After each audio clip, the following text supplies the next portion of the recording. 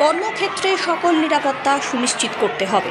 আরজিকর কাণ্ডের পর জুনিয়র চিকিৎসকদের লাগাতার কর্মবিরতি মূলত যে কটি দাবিকে সামনে রেখে, তারই মধ্যে নিরাপত্তার দাবি কার্যত প্রধান। কর্মক্ষেত্রে বারবার চিকিৎসক আক্রান্ত হওয়ার ঘটনা নতুন কিছুই নয়। আরজিকর কাণ্ডে দেওয়ালে পিঠ ঠেকে যাওয়া চিকিৎসকদের মূল দাবি নিরাপত্তা এবং সুরক্ষা। আর এই দাবি যে কতটা ন্যায়সঙ্গত তার আরও একবার প্রমাণ মিলল এই বাংলাতেই। পথ দুর্ঘটনায় জখম এক ব্যক্তিকে প্রাথমিক চিকিৎসার পর বড় হাসপাতালে স্থানান্তরের পরামর্শ দিয়েছিলেন চিকিৎসক, আর তাতেই গোঁসা রোগীর আত্মীয়র। এই চিকিৎসককে বেধড়ক মারধর করার অভিযোগ ওঠে কয়েকজনের বিরুদ্ধে। রবিবার পূর্ব মেদিনীপুরের ভগবানপুর 1 নম্বর ব্লকের কাচরাগড় প্রাথমিক স্বাস্থ্য কেন্দ্রের এই ঘটনায় আরও একবার তীব্র চাঞ্চল্য ছড়িয়ে পড়ল।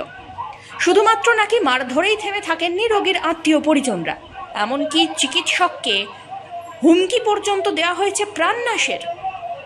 ঘটনার কথা জানিয়ে ভগবানপুর থানায় অভিযোগ দায়ের করেছেন প্রহৃত চিকিৎসক মিন্টু দে। কর্মক্ষেত্রে নিরাপত্তার দাবি জানিয়ে ক্ষোভ উগরে দিয়েছেন হাসপাতালের কর্মীরা।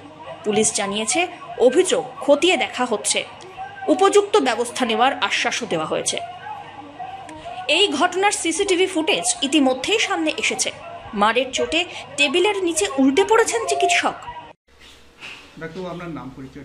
আমার নাম ডক্টর মিন্টু দে।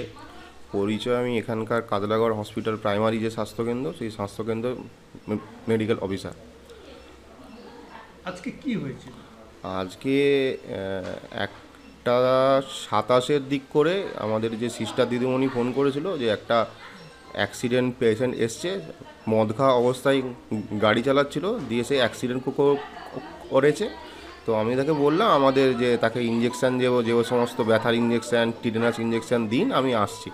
তো যেহেতু বৃষ্টি হচ্ছিল, সেহেতু আমি বাইক নিয়ে আসতে পারিনি, সামনেই গিয়ে তো সেই জন্য আমি হেঁটে হেঁটে আসছিলাম। এসে তারপরে যখন পেশেন্টটাকে দেখলাম যে ওনার একটা কলার বোন, মানে হাড়ে যে এখানে যে হাড়টা থাকে, এটা ভেঙে গেছে।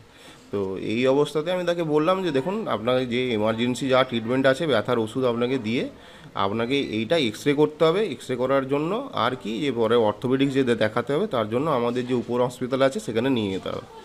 এই বলাতে পাশাপাশি যে তার যে তারা এসেছিলো প্রায় 15 জন, তাদের মধ্যে 3 জনের মধ্যে বক্তব্য যে হসপিটাল ভেঙে দিয়ে তাহলে এই সমস্ত ব্যবস্থা, সমস্ত ডাক্তার এখানে আসবে।